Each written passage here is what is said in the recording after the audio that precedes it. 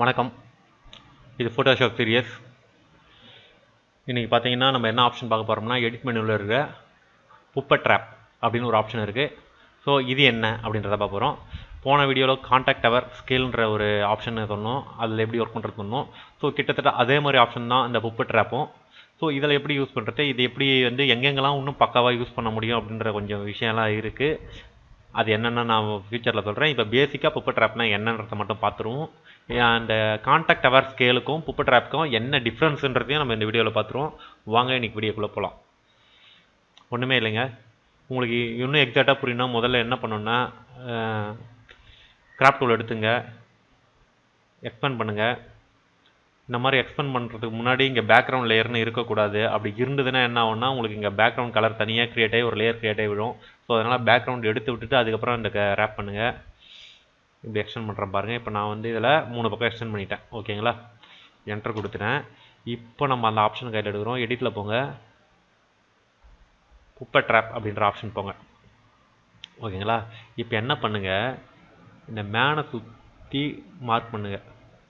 இவங்களை சுற்றி கரெக்டாக நீங்கள் மார்க் பண்ணும்போது என்ன ஆகுன்னா, அவங்க நம்மளுக்கு ஸ்கேல் ஆகக்கூடாது. எந்த ஒரு காரணத்துக்கு கொண்டும் அவங்க விரிஞ்சிடவோ இல்லைனா சுருங்கிடவோ கூடாது. அது இந்த இமேஜோட குவாலிட்டியை பாதிச்சிடும்.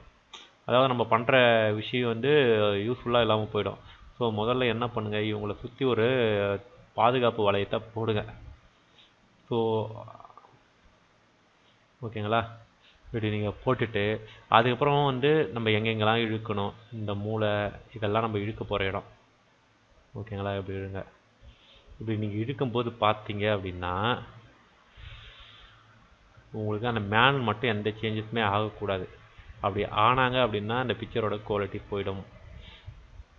பாருங்கள், லைட்டாக ஆகிற மாதிரி தெரியுதா? ஸோ நம்ம எங்கேயோ மிஸ் பண்ணியிருக்கோம் அப்படின்னு அர்த்தம். ஸோ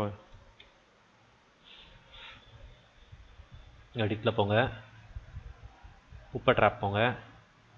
முதல்ல அவங்கள சுற்றி இருக்க ஒவ்வொரு ஜாயிண்ட்டையுமே லாக் பண்ணுங்கள்.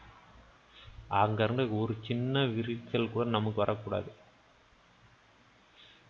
ஓகேங்களா, ஸோ அப்படி இருக்கும்போது மட்டும்தான் நம்மளால் ஒரு கிளியர் பிக்சரை கொடுக்க முடியும். அவங்கள சுற்றி ஒரு பாதுகாப்பு வளையத்தை நம்ம கண்டிப்பாக போட்டே ஆகணும்.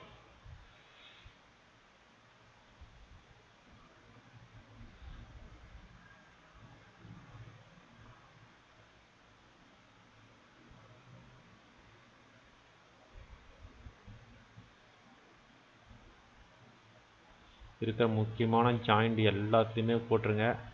இல்லை அப்படின்னா கூட இன்னும் வேறு எங்கன்னா இருக்குது நம்ம மிஸ் பண்ணிட்டோம்னாலும் அந்த ஜாயின்லாம் போட்டுங்க. இதுக்கப்புறம் நம்ம அவுட்லைன்,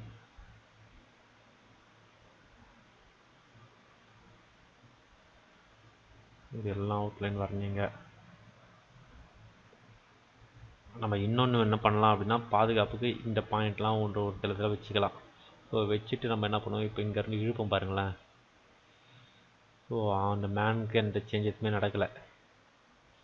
ஓகேங்களா, அவங்கள எந்த பாதிப்பும் அடையாத அளவுக்கு தான் நம்ம ஒர்க் பண்ணுறோம்.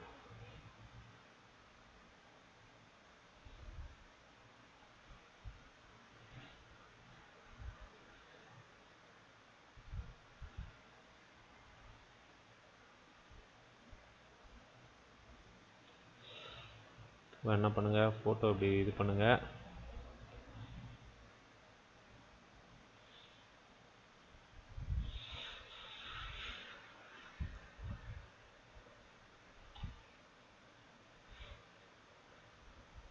ஸோ இதெல்லாம் ரொம்ப பேசிக்கான விஷயங்கள்.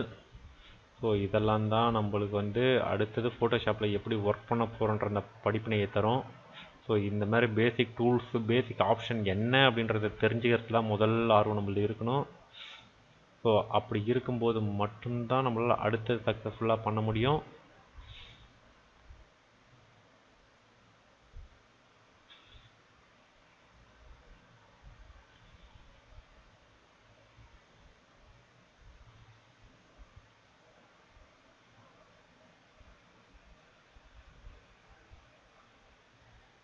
தப்பு பண்ணிட்டேன்.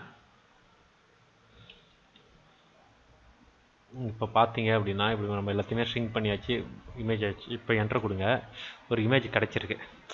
ஸோ சுற்றி எப்படிலாம் போயிருக்குன்றதுலாம் அடுத்த விஷயம். மேலே ஏறி இருக்குது, இறங்கி இருக்குது, இப்படிலாமா இருக்குன்றதுலாம் அடுத்த விஷயம்.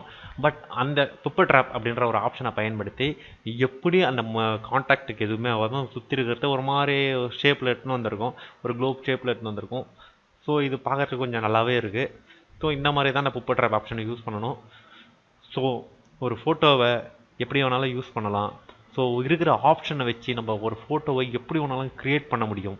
ஸோ அதனால் இருக்கிற ஃபோட்டோஷாப் அழகாக கற்றுக்கிட்டீங்க அப்படின்னா உங்களால் மேலும் மேலும் அழகான பல ஃபோட்டோக்களை உருவாக்க முடியும். இந்த டுட்டோரியல் உங்களுக்கு பிடிச்சிருந்தா நண்பர்களுக்கு ஷேர் பண்ணுங்கள், என் சேனலை சப்ஸ்கிரைப் பண்ணுங்கள். நான் மேலும் உங்களுக்காக இது மாதிரி டெக்னிக்கல் விஷயங்கள் பல தர காத்திருக்கேன். நன்றி, வணக்கம்.